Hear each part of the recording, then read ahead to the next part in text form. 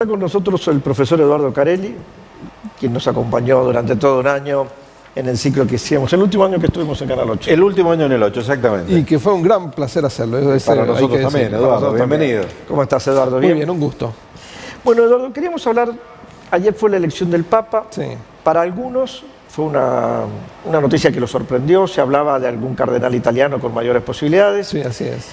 Pero me escribiste anoche y me dijiste, no es una sorpresa total. No, ¿Por qué? Para mí la única sorpresa fue que se eligió muy rápido. En un día y medio teníamos el Papa, ¿no? Rápidamente tuvimos... 3 votaciones, ¿no? Exactamente, 3 jornadas, 5 votaciones. Lo que pasa es que la fumata se cuentan cada 2 votaciones, o sea, por turno se cuentan la fumata. No es una por cada votación, sino una por turno. Entonces lo que yo pensé que el Papa lo íbamos a tener hoy, es decir, un día más, y por muchos motivos. El primero porque es el cónclave con la mayor cantidad de cardenales en la historia de la Iglesia. 133 cardenales presentes de 70 países, donde muchos de ellos ni siquiera hablaban en castellano o no hablaban en latín. Entonces yo pensé, la dificultad de comunicación, la enorme cantidad de cardenales, que íbamos a tener un día más, ¿no? Pero evidentemente ha rendido sus frutos los 12 precónclaves que han habido en la previa, es decir, las 12 reuniones en las cuales ellos se han reunido para conocerse, para hablar de las problemáticas de la Iglesia, hablar seguramente de cuál es el perfil del Papa, de la geopolítica de la Iglesia. Para que quede claro, primero se define cuál tiene que ser el futuro perfil del Papa, cuál va a ser la posición geopolítica que va a tomar la Iglesia, claro, y después que se decide todos los lineamientos, se dice cuál va a ser el Papa que se ajusta más. Y una vez que se definen todos esos lineamientos, tampoco queda claro que realmente se respete lo que se acordó, porque cuando son sometidos al cónclave, el cónclave tiene una velocidad lenta el primer día, se vota una vez, con suerte 2, dependiendo a qué hora comenzó el cónclave, pero el segundo día comenzás con una dinámica de 2 votaciones a la mañana, 2 votaciones a la tarde, el tercer día lo mismo, es decir, que sometés a los cardenales a una presión que ellos no están acostumbrados a tener, por una cuestión de edad, por ejemplo, ¿no?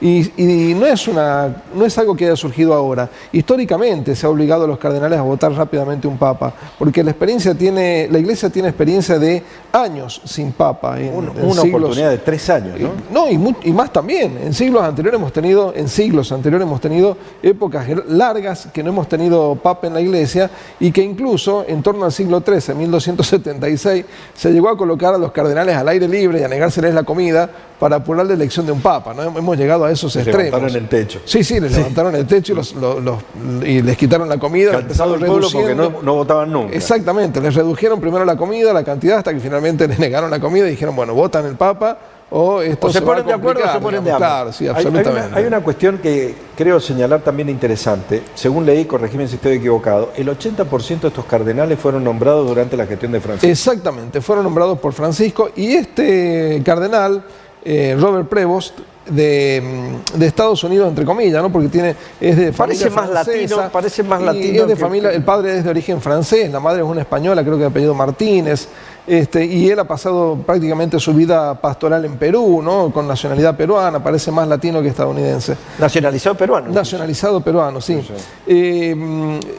Llegó también a donde ha llegado, y que le ha permitido ser conocido dentro de la Iglesia, porque se encargó del dicasterio para los obispos, que el dicasterio es una especie de ministerio dentro del Vaticano, y que se encargaba de la selección y de los ascensos a los obispados. Por lo tanto, es una persona... Ese 80% que fue designado por Francisco fueron designados por él. En algunos casos, en muchos casos, él mismo los había ascendido a obispo. Es decir, que era una persona muy conocida en la Iglesia, conocía, digamos, por su función pastoral y por ser el líder de los agustinos, tenía un conocimiento importante de lo que era la historia de la Iglesia en América del Sur, la historia de los agustinos, pero en los últimos años había desarrollado un perfil muy alto dentro de lo que sería la estructura del Vaticano, y eso lo hacía popular. ¿Qué te dice el hecho de que los últimos 2 papas sean americanos, del continente americano, y particularmente el hecho de que estén tan relacionados con Sudamérica? Bergoglio, ni mencionar, y ahora Prevost. Prevost, que es que como líder de los agustinos ha estado visitando la Argentina, ¿no? Sí, Él ha estado en Salta, particularmente en Cafayate, ha estado en Catamarca, en el departamento de Santa María, al norte de Catamarca, dicen que en Tucumán, por supuesto en Buenos Aires, es decir, ha recorrido en parte la Argentina, y lo que dice es que evidentemente las problemáticas de la Iglesia, o la atención de la Iglesia está puesta en otros escenarios, ¿no? Un papa italiano, ¿para qué? ¿No? Porque se hablaba del Papa italiano, de Pietro Parolin.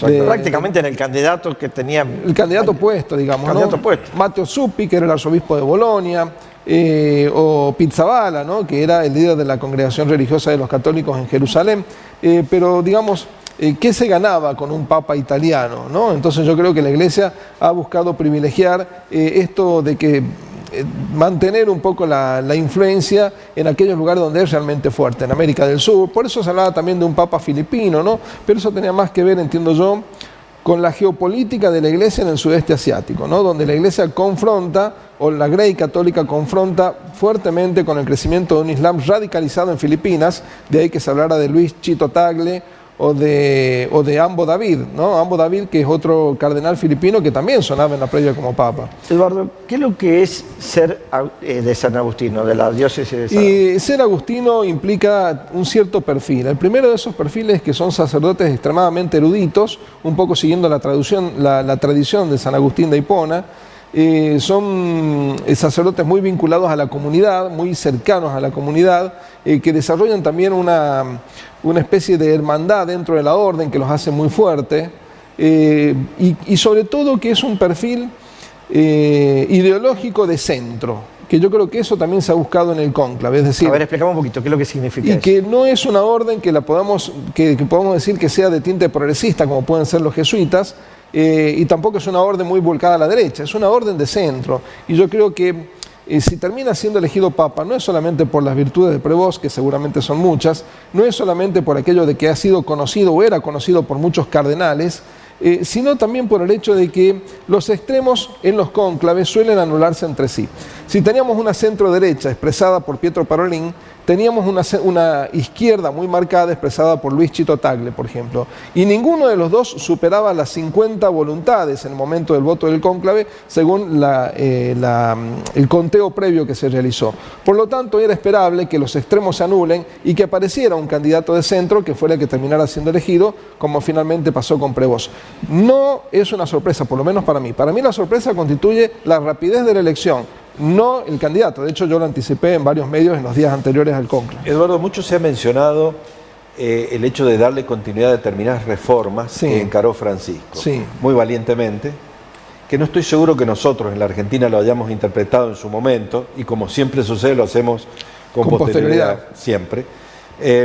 ¿Existe esa posibilidad? ¿Vos cómo ves ese mecanismo de reformas que fueron valientes, resistidas dentro de sectores importantes de la Iglesia? ¿Eso cómo lo ves? Yo veo que alguna continuidad de las políticas de Francisco van a estar, y van a estar muy marcadas. Él lo mencionó 2 veces en el momento de ese discurso breve que da cuando sale al balcón tras haber sido elegido papa. Y yo creo que eso va a estar, primero, en el diálogo interreligioso, que Francisco ganó mucho con el diálogo interreligioso.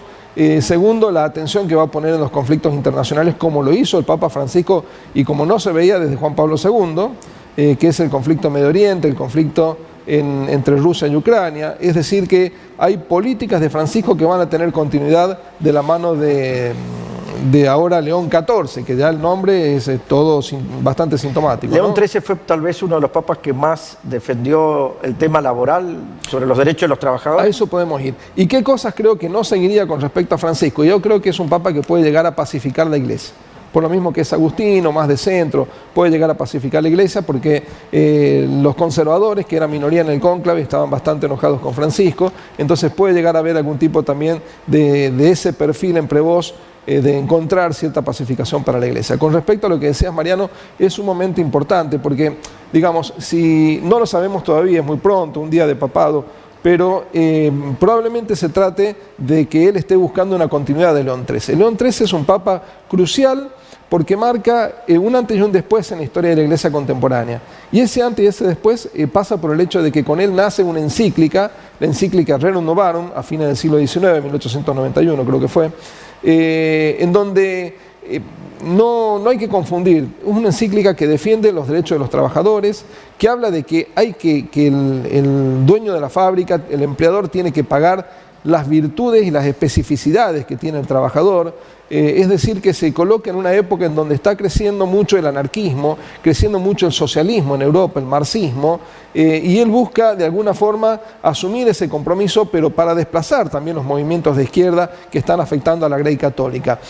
Hay una presión de la Grey católica europea para que el Papa León XIII se exprese, y se expresa a través de esta encíclica, se va a expresar a través de esta encíclica que es Rerum Novarum. Ahora, creer que es un Papa obrerista porque sacó esta encíclica es no leerla completamente, porque por otro lado él defiende también la propiedad privada, la iniciativa individual, así como defiende los buenos sueldos para los trabajadores. Dice que los trabajadores no deben atentar contra la propiedad y no deben atentar contra las fábricas, porque era una época en donde se producían atentados contra las fábricas.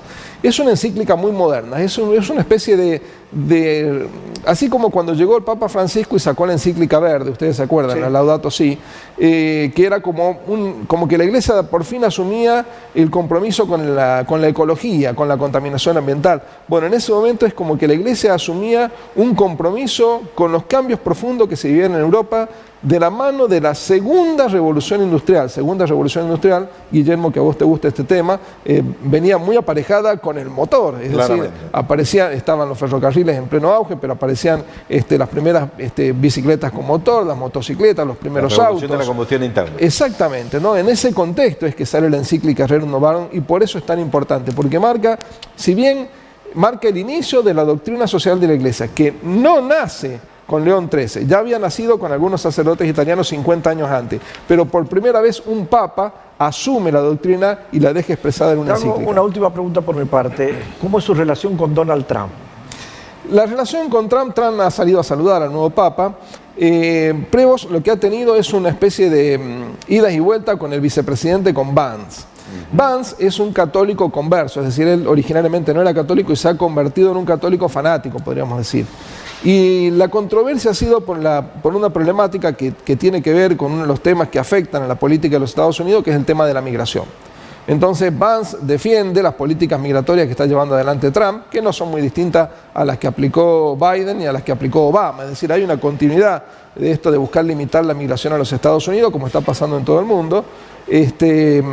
Y en el marco de esa defensa de Vance para con las políticas migratorias de Donald Trump es que se enfrentan una serie de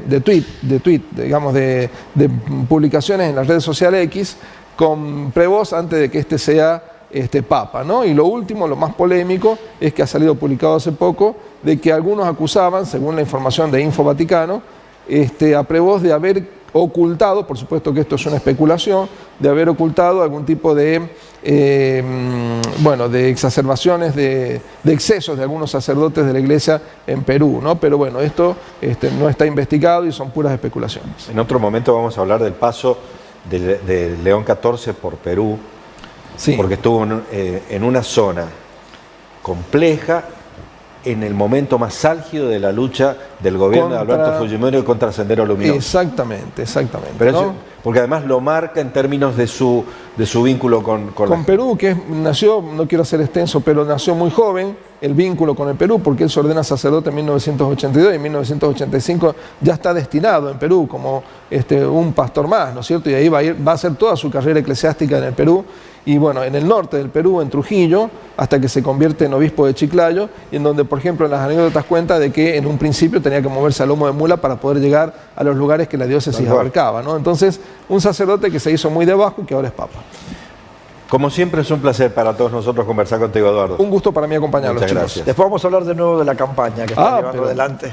Va a ser un candidato a vicedecano a la Facultad de Filosofía. Una campaña que se está poniendo caliente. Sí, hoy se cerraron. Hoy se cerraron las observaciones con los padrones. ¿Por eso la cantidad de gente? Por eso mucha gente esta mañana en el rectorado, en la Junta Electoral, porque bueno, todas las listas han llevado adelante, sobre todo las listas opositoras a los oficialismos, han llevado adelante sus observaciones, las han presentado ante la Junta Electoral, así que imagínense que son muchas. En el caso nuestro hemos encontrado observaciones en los 4 estamentos de la Facultad de Filosofía y hemos presentado creo que 6 listados de personas que estamos objetando para que se les obligue a optar por un determinado estamento o para que directamente los retiren de los estamentos. Intensa campaña. Está intensa, sí. Vamos a volver sobre eso. Y va in crescenzo. Muchas gracias, Eduardo. Un placer, chicos. Volvemos en unos minutos.